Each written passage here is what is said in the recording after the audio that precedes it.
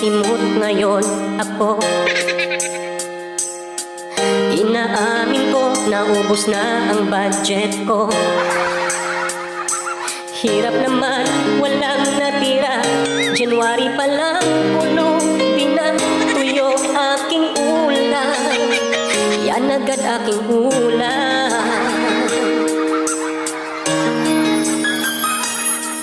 Dapat pansin ko, lagi akong tulala.